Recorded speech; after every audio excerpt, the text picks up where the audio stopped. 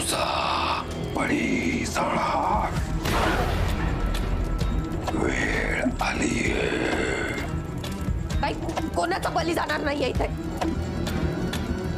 काय काय करायचं असेल ते मला करा, माझा बळी द्या, पण मी माझ्या पोरीचा बळी नाही जाऊ देणार. माझ्या माझ्या माझ्या काय करताय? तुम्ही तुमच्या पोरीचा जीव घ्यायला निघालात. माझन माझन मानावर या. माझन अनर्थ होईल नाही तर.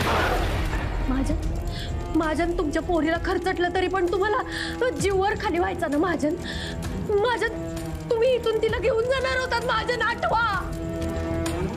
माझन काय करतोय?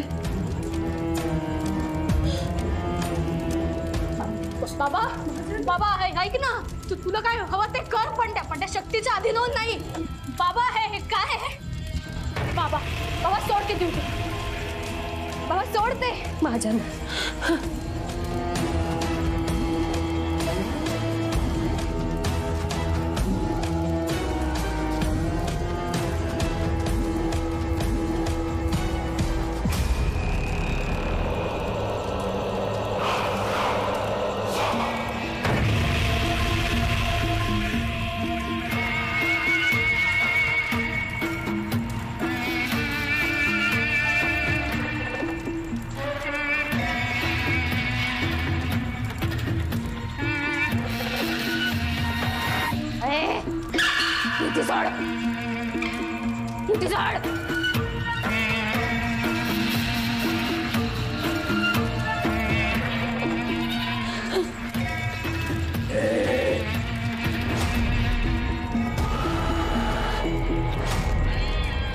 ड्युटी सोड.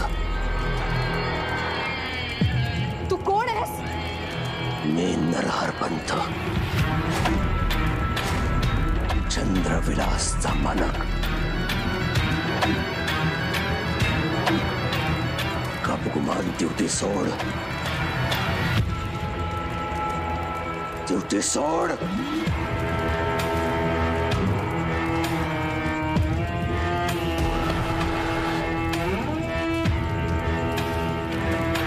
तारा ड्युटी उचल. पोरीच्या हातात ड्युटी नको. खबरदार कोणी माझ्या पोरीला काही करेल तर. ड्युटी सोड. नाही शालू, नाही शालू, नाही. आता हे माझ्याच हाताने संपणार असं वाटतंय मला. शालू सोड. ड्युटी सोड. शालू ड्युटी सोड. ताप कडा ताप तिचा. कडा ताप मारून टाक तिला. बाबा तुला वाचवण्यासाठी माझं काही झाला तरी चालेल.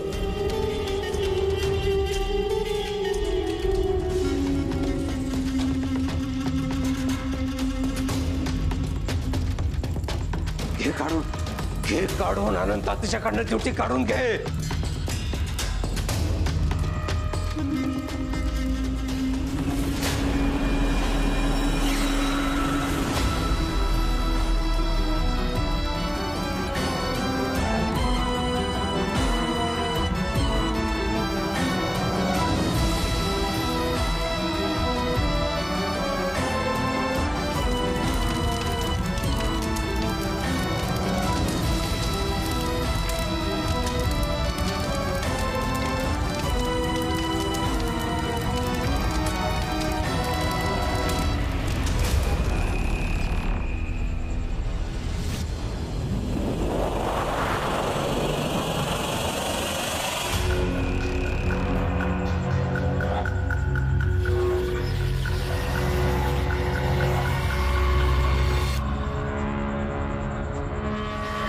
बाबा बाबा बाबा बाबा वर चल चल चल. तुम्ही ठीक आहात ना?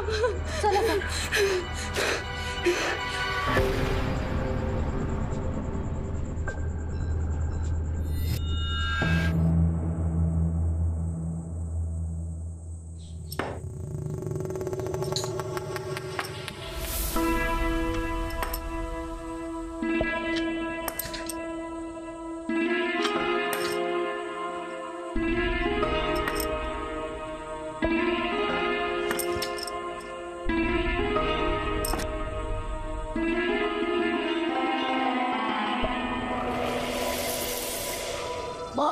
कानीला आहे शाप गंधाची किनार, जीव संगे तरतरून झाले मुक्त करदार. एक परिस मिळाला त्याला चंद्राचा कैवार, गत खालाच्या झऱ्याला शुभ्रच्या कोणाचे दार.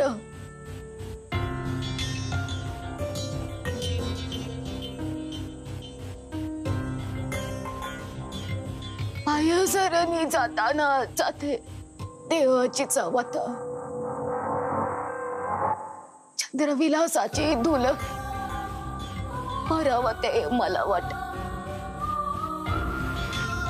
मुक्त मुक्त चांदण्याचे आले नभात नक्षत्र, मी मुक्त तुही मुक्त, मुक्त सर्वत्र प्रकाश.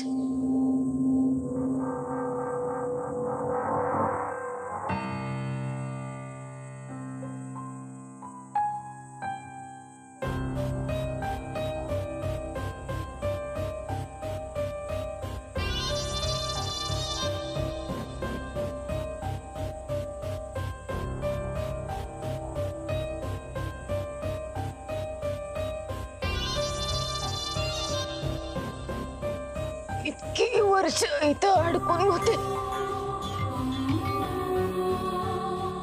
पण ठाव होत अंधारानंतर दिवस उजाडणारच.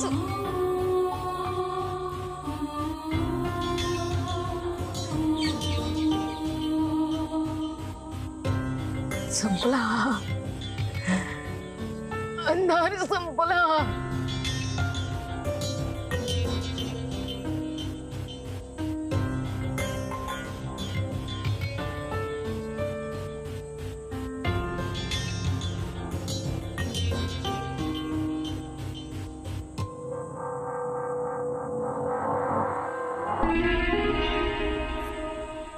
कशी आईस? लई वेळ लागला नाही उमलायला, तुलाही आणि मलाही.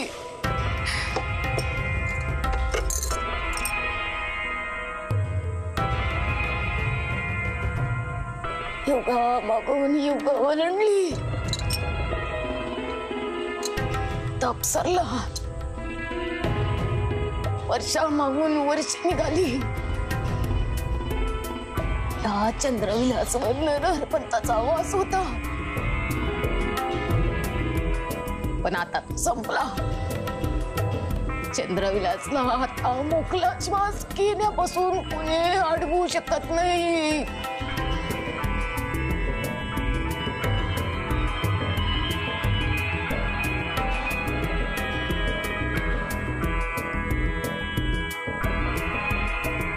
पितेची सावली नष्ट झाली, वेगळंच रूप घेऊन वावरत होते चंद्रविलास मध्ये, पण आता माणसात आली.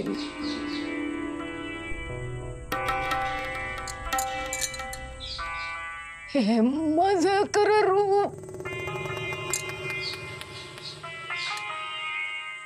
आता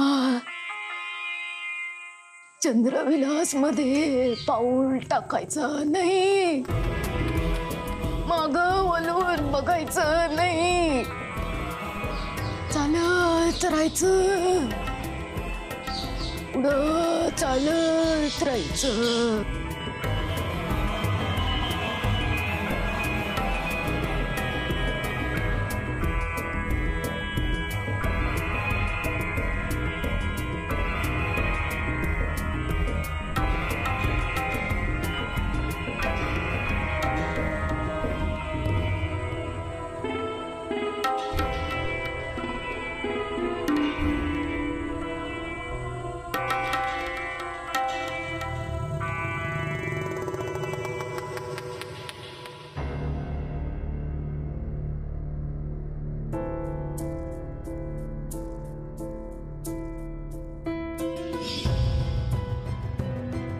तुम्ही काय करता इथे? काय बोलताय मला काही कळत नाहीये.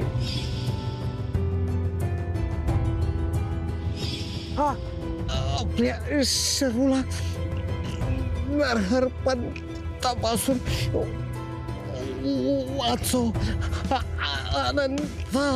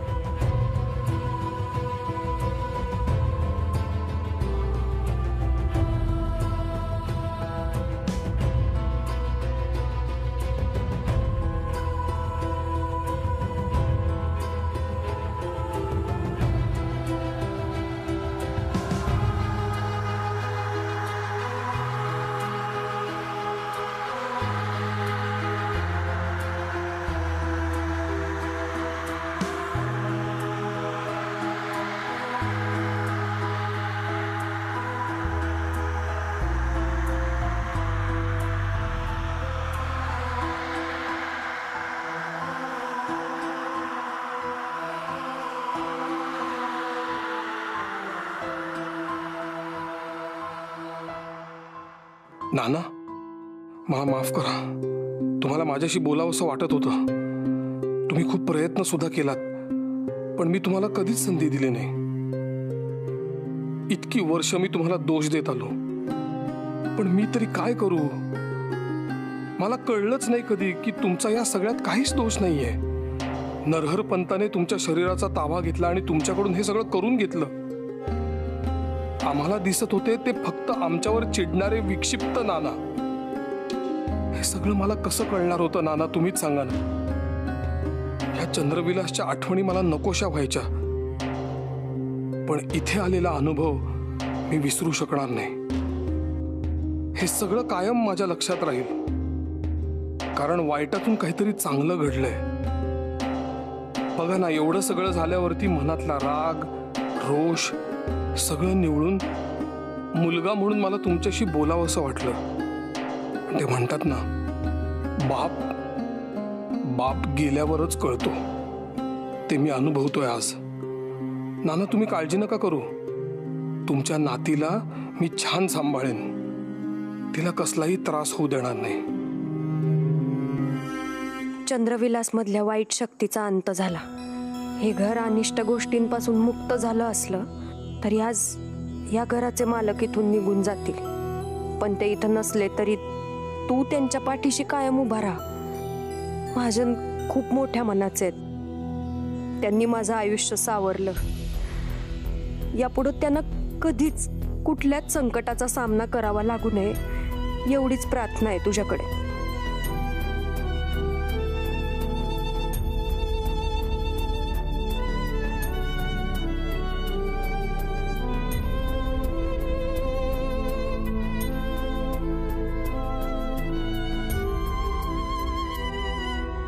Thank you for everything.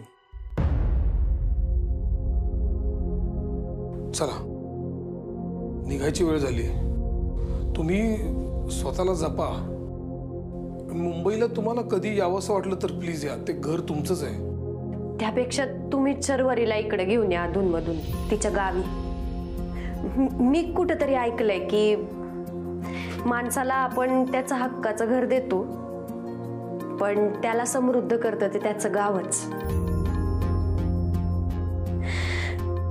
थांबा.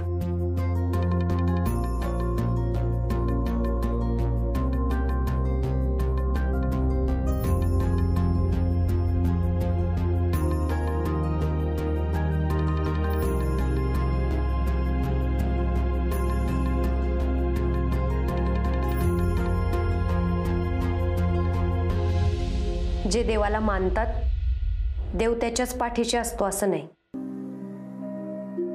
प्रत्येकाला त्याची प्रचिती वेगवेगळ्या वेळेला येते. बरोबर आहे. जगात जशा चांगल्या गोष्टी असतात तशा वाईटही गोष्टी असतातच ना. जशा चांगल्या शक्ती असतात तशा वाईटही शक्ती असतात. त्या वाईट शक्तींवरती मात करायला चांगल्या शक्ती लागतातच ना. कदाचित त्या शक्तीलाच लोक देव म्हणत असतील. तुम्ही याल ना इथे माझ्या? येस, चला. शरू, शरू, काय झालं? अशी का बसलीस तू? निघायचं ना आपण. चल चल बाळा. बाबा, काय झालं? मला चंद्रविलास मधून निघावंसच वाटत नाहीये. बाळा, आपल्याला जायला लागेल ना.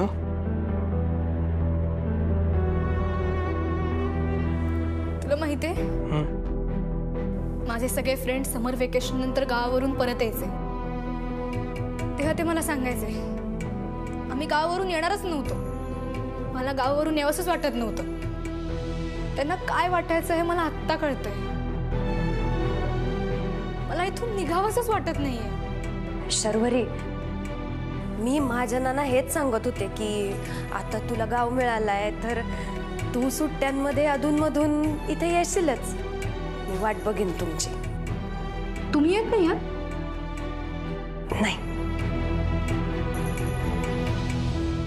मला माहिती आता इथे काही त्रास होणार नाही, पण आपली माणसं आपल्या बरोबर नाहीये, त्याचा त्रास होतच राहील तुम्हाला. तुम्ही प्लीज चला ना आमच्या सोबत. नको, तुम्ही या. बाबा प्लीज तू सांग ना. माझ्यासाठी नाही, बाबासाठी या ना. बाबा नवरा आहे तुमचा, त्याला गरज आहे तुमच्या साथीची. मग दोघांनाही तिसऱ्या माणसाची गरज आहे, त्याला बायको म्हणून आणि मला आई म्हणून.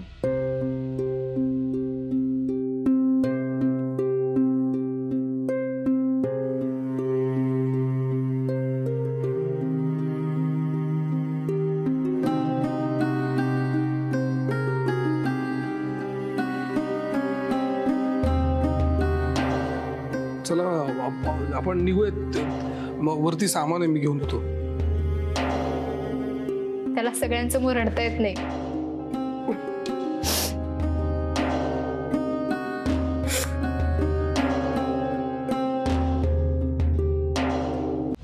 चंद्रविलास.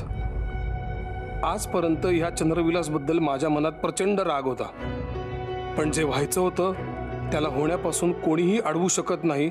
आणि तसंच झालं. कारणही तशीच होती. ज्या कोवळ्या वयात जडणघडण होत असते त्या काळात चंद्रविलासने मला कटू आठवणी दिल्या. त्यामुळे इथून निघालो पुन्हा इथे कधीही न येण्यासाठी. पण शरूच्या हट्टामुळे परत यावं लागलं. या घराला मी कधीच घर मानलं नाही, कारण माझं मत ठाम आहे की घर 4 भिंतींनी बनत नसतं. घर हे घरातल्या माणसांनी बनत असतं. पण आज जेव्हा मागे वळून बघतोय तेव्हा वाटतंय लहानपणीच थोडी अक्कल असती तर गोष्टी तिथल्या तिथे थांबवता आल्या असत्या. पण ते जमलं नाही. चला आता इथून निघायची वेळ झाली. चंद्रविलास मधल्या वाईटाचा अंत झालाय. हे घर आता मोकळा श्वास घेतंय. पण मला वाटतं वाईट शक्तीचा अंत झाला तरी ही एक सुरुवात आहे नव्या आयुष्याची. माझ्या नव्या आयुष्याची, शरूच्या नव्या आयुष्याची, विभावरीजींच्या नव्या आयुष्याची आणि चंद्रविलासची सुद्धा.